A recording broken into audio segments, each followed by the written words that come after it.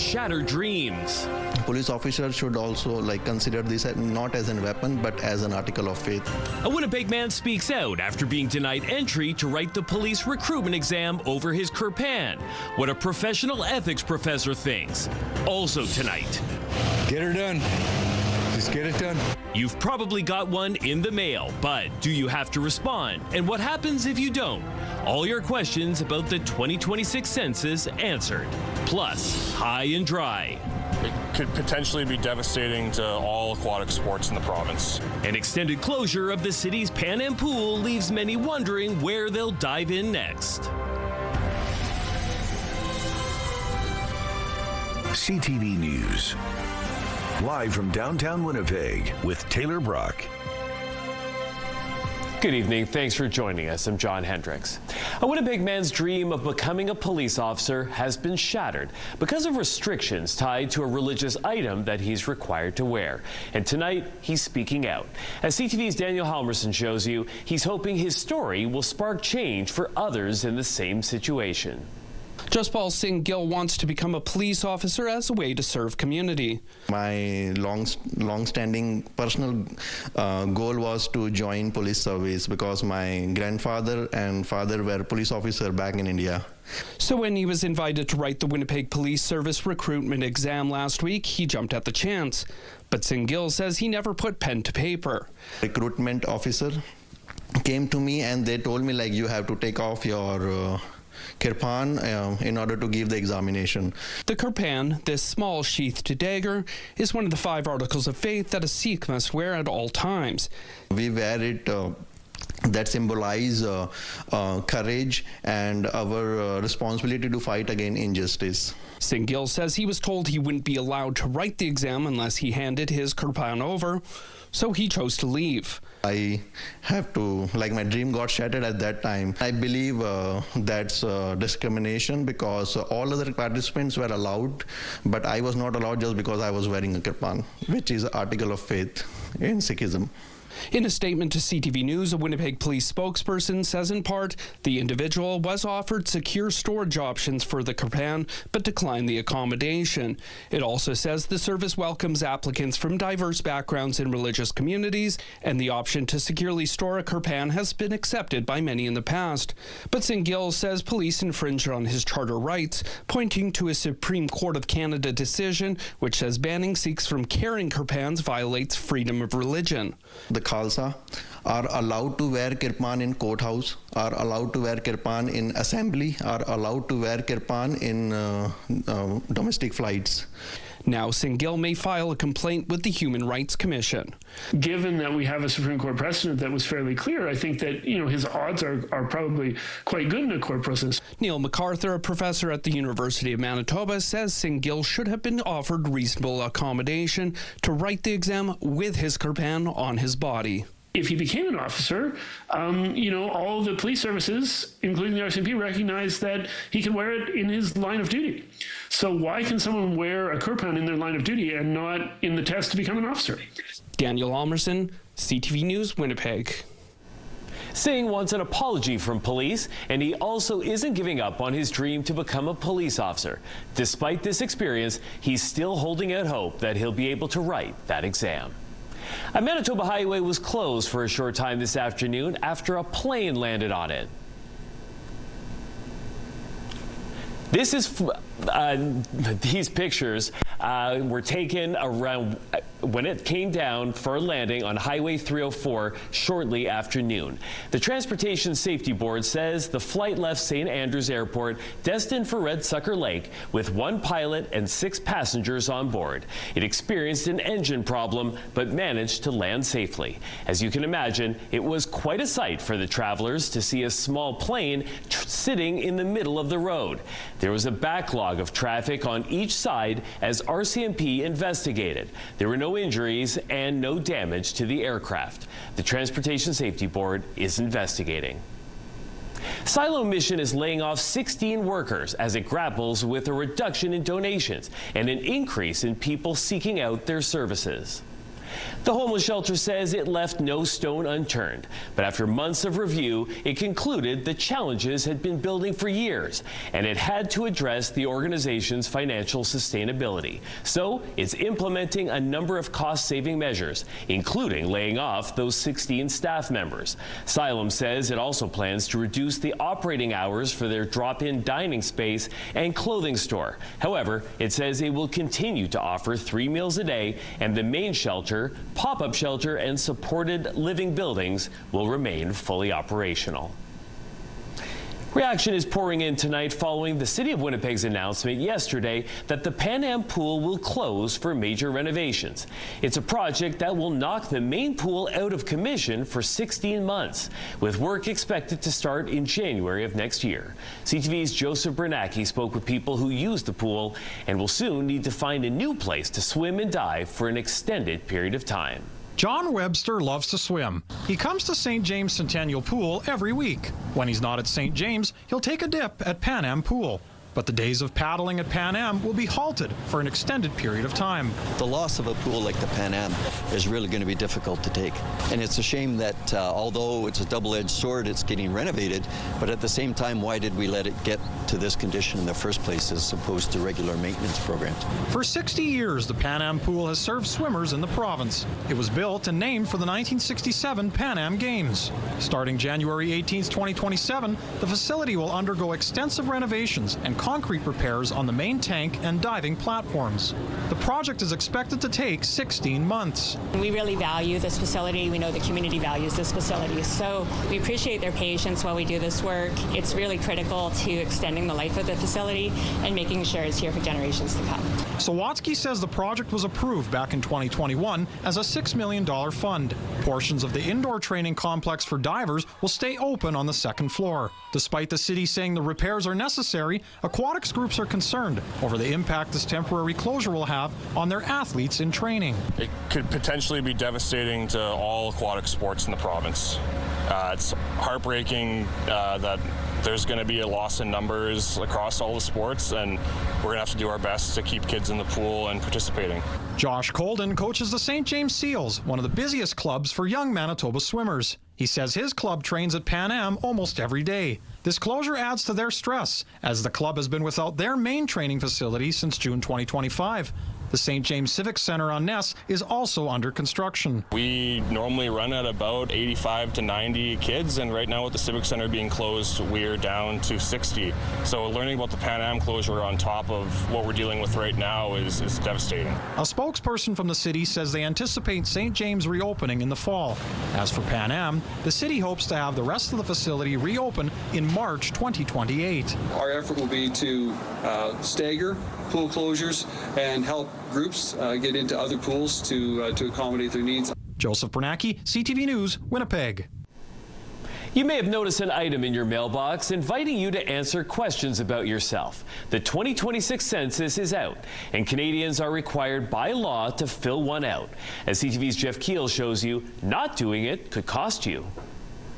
Manitobans are being told to make themselves count by filling out the federal 2026 census. 17 million invitation letters across Canada are in mailboxes now. Answered all the questions and pushed the button and sent it in. I got it and completed it. Conducted every 5 years, the online census is done to count the population based on your normal place of residence. Due May 12th, 3/4 receive a short form, the rest a long form. Oh, it doesn't take long. Well, I started it online, but I found it quite long, so I used a choice to stop and continue later on. Not everyone may be keen. Some may have questions about handing over personal information. So then where does it all go back to? Like, where do all of this information, where does it go? Statistics Canada says legally only their employees are privy to the information, and it's encrypted to the highest standard. The data collected shapes political ridings and constituencies and helps governments decide where to build hospitals, police and fire stations, and schools. All of these core services of government need to be placed where people live. And where those people live can determine where government money flows. The Association of Manitoba Municipalities estimates for every census not filled out, a local government loses out on $1,500. So they might have to increase your taxes if they don't get that money from the federal government. So it's in people's interest, I believe, to fill out census. New this year, questions on homelessness in an attempt to tackle the problem plaguing many cities. A sheltered homeless person on census night, which is next week, May 12th, should be counted at their shelter. If all of that is not enough motivation, you are required by law to fill it out or face a potential fine up to $500. Oh, really? Well, you better pass me one right now. Where do I get it? Jeff Keel, CTV News, Winnipeg. Time now for our first check on the weather, and still above zero. It's 4 degrees. The barometer is rising. Humidity is at 56%. Overnight, though, it's going to drop down to 0, and there'll be a few clouds in the sky. Your wake-up weather, 3 degrees with a mix of sun and cloud. We don't want to see anyone getting scammed. But sadly, many people are, especially those with fresh produce for sale. We'll explain how a new scheme works and how you can protect yourself. Farmers markets are a great way to check out local vendors and connect with community. But it appears a scam email targeting vendors is making the rounds. They're asking for an advance payment to secure a spot in an event, when in fact the event itself does not exist. CTV's Harrison Shin explains. It's a place of community connection. The Forks is a Winnipeg landmark for everyone, including vendors of pop-up or farmers market events. Yet, their name was tainted by a targeted scheme. There's two ways that these scams are happening. Either folks are saying that they're hosting an event here at the Forks and it's not a legitimate event that we have sanctioned, or they're tapping into the events that we are hosting and saying that they are wanting to get vendor fees sent to them. In a blog post on Tuesday, the Forks said an email went out inviting vendors to a farmers market. The event, they added, does not exist, and this isn't the first time. Another email went around offering spots for an Easter weekend pop-up market, inviting vendors to fill out an application form, and in that form, vendors had to choose pricing ranging from $250 to $800, and they had to pay within 48 hours if approved. We don't want to see anyone getting scammed. These events are really great. Great people are putting them on, and it does a lot of good for the community and the vendors. It's not just the Forks being targeted in scams. St. Norbert Farmers Market Executive Director Danielle Mondor says this is a nationwide problem. We even get emails to be a vendor at in other provinces for markets that don't exist. CTV News reached out to Winnipeg Police to see if there's any reported case of such scam. We did not hear back in time. Both St. Norbert Farmers Market and the Forks are advising the public to check their websites for legitimate information, and if there's any doubt, email to verify. Harrison Shin, CTV News, Winnipeg. It's the season Winnipeggers love to hate, construction season, and it's now officially underway. The season is intense because we have a short window of time. The city has budgeted just under $157 million for street improvements this year. It includes street and sidewalk renewal, as well as active transportation infrastructure. In all, crews will be working on 175 kilometers of roads, 50 sidewalks, and 15 kilometers of bike lanes or active transportation pathways. We know that construction season can be frustrating. Nobody likes detours, lane reductions, or orange cones. But of course, every one of these projects is about improving how people move around our city, whether they drive, bike, walk, or take transit. Some of the projects being highlighted by the city include bike lanes on Edmonton Street, Phase 2 of the Northwest Hydro Corridor, and the Lagimodiere Twin Overpass rehabilitation. Progress is also expected this summer on the Arlington Bridge. The city says all scheduled projects have already started or will start shortly. You can find interactive maps and timelines for the work on the city's website. Manitobans who rent their homes may soon get government checks in the mail instead of a credit on their income tax return. Premier Wab Kinew says the province is planning to revamp the Renters Affordability Tax Credit and pay it out in checks every 3 months. He says this will allow renters to get the money earlier and more frequently than waiting for tax season. The tax credit is currently worth up to $625 a year, and a bill now before the legislature would boost it to $675. Kinew says there are no plans to politicize the checks by putting his face or signature on the mail envelope. Hockey fans will soon get the chance to own some unique Winnipeg Jets memorabilia. True North Sports and Entertainment is overhauling the home dressing room for next season, and so the old stalls are being auctioned off on eBay. True North says each stall is autographed and will include the player's nameplate, as well as a certificate of authenticity. The auction is currently open and closes on May 17th. Upgrades to the dressing room include a new medical treatment area, a therapy area, and a tunnel straight to the visiting team's bench. True North says this is the first time the locker room has been upgraded since the team returned in 2011. One person's trash is another's treasure. What you need to know on the eve of Winnipeg's giveaway weekend. And we'll have your complete Skywatch forecast when we return.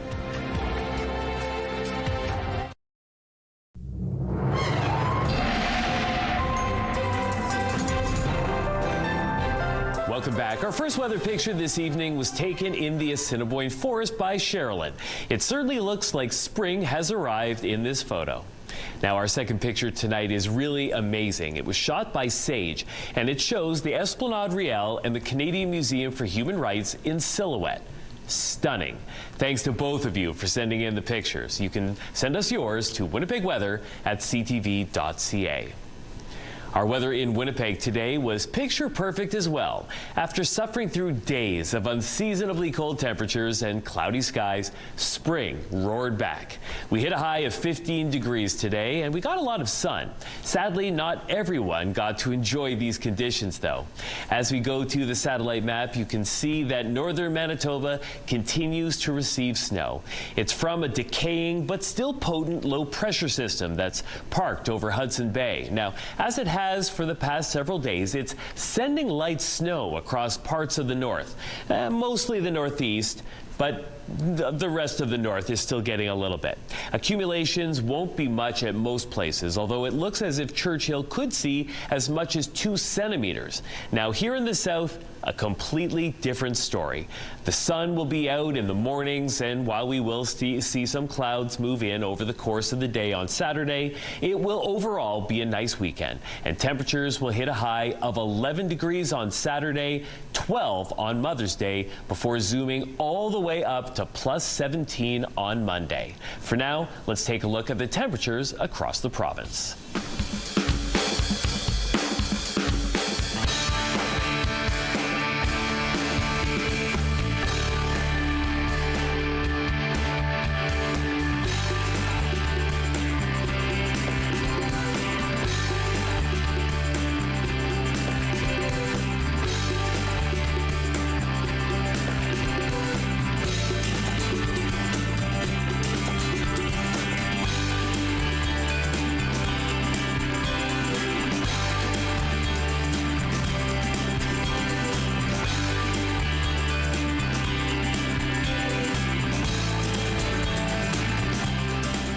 A reminder, the city's annual curbside giveaway is back this weekend. If you have any reusable items in need of a new home, you're encouraged to leave them on the curb with a free sticker or a sign for someone else to pick it up. As always, don't leave out anything infested with bed bugs, anything that may be unsafe, or toilets that use 13 liters or more per flush. All items should be cleared away by dusk on Sunday. And the city's annual compost giveaway begins today, and it runs all the way through the weekend. You can find it at 3 locations: the Summit Road landfill site, Kilcona Dog Park, and next to the Brady Road 4R Depot. There is a limit of 100 liters per vehicle, and you'll need to bring your own containers, shovels, and gloves. It's all made from the yard waste collected by the city last year. It's really special. I hope that this community will provide a lot for these other people. celebrating the moms lost along the way. How a new event will gather motherless Manitobans together. Mother's Day is fast approaching, a day to shower our matriarchs in our lives with flowers, cards, and love. But a celebration of a different kind is also coming to our city for the very first time Sunday. And the guest list is pretty specific: motherless Manitobans. You know, people give us puppy dog eyes when we say that we're creating an event on Mother's Day for people without moms, because they think that that's probably going to lean into the sad parts of these losses. But what we did year one, and we always do, is lean into the happy parts. It's not just a commemoration and an honoring of our moms, but it's the celebration of them. Motherless Day is billed as a pity party that you want to attend. It's an event for those who are grieving to honor the women who made them, the women that they are now living without. It's the brainchild of the Parentless Club, whose co-founders host the annual meetups in both Toronto and Vancouver. Winnipegger Katrina Zaborski attended the event 2 years ago. She was so moved by the experience, she partnered with the group to bring the event to Winnipeg for the first time this year, and it quickly sold out. It's really special. I hope that this community will provide a lot for these other people, and also so that they don't feel alone on a day that can feel very lonely. We have a digital feature coming this weekend that delves deeper into Motherless Day and the many ways people who are grieving have found community and camaraderie during these sometimes difficult holidays. You can look for that tomorrow on our website, ctvnewswinnipeg.ca. Well, putting your thumb up on the side of the road usually means that you're looking to hitch a ride. But as CTV's Adam Sawatsky shows you, it's one man's way of giving the community kudos. If you were to ask Kyle Strand to sum up his past in a single gesture, he would likely stick his thumb down. I started doing drugs really early. Along with enduring addiction, homelessness, and mental health issues, Kyle says he saw at least 50 friends die. It's brutal. It's what led to Kyle hitting rock bottom. And then something switches. Kyle says he was finally determined to seek support and do all the hard work you have to do to change your life. Believe in yourself and just do it. And one of the things Kyle decided to do to maintain being drug-free for 7 years is walk to the end of his driveway every day and stick out his thumb. One day, just started thumbing up people. Kyle doesn't remember why he decided to give that first person passing a thumbs up, but he'll never forget how great it felt to keep offering it to every other driver after. It's fun. He never expected people to respond with smiles and waves and honks. So Kyle kept at it for hours. My thumb doesn't get sore, but my shoulder gets sore after a while. I'm sure. Do your cheeks get sore from smiling? Yes. If you ask Kyle why he's continued to do this almost every day for months now, I would say pay back the community. Because after being a negative part of the community in the past, Kyle says he's committed to being a perpetually positive part now. Gives out positive energy comes back. A small gesture can make a big impact, Kyle says. So never give up on yourself, and whenever you can, give a thumbs up to someone else. Adam Sawatsky, CTV News, Nanaimo. A special celebration, the milestone being marked today at the convalescent home of Winnipeg. And we'll have your 7-day Skywatch forecast next. Women's clothing provided by RW & Company. Salon services provided by S&T Spa Salon. We're going to be enjoying some warmer temperatures very shortly, including on Tuesday when it's going to get up to 17 degrees. There's a lot to celebrate at the convalescent home of Winnipeg, including a very special birthday. She's 110, yes. As of this morning, it's crazy. You heard that right. Mildred Giesbrecht is celebrating her 110th birthday today with her family and other residents at the care home. Mildred was born on May 8th, 1916 in the town of Gretna. Her son Greg tells us she was married in her early 20s to a school teacher and had 2 children.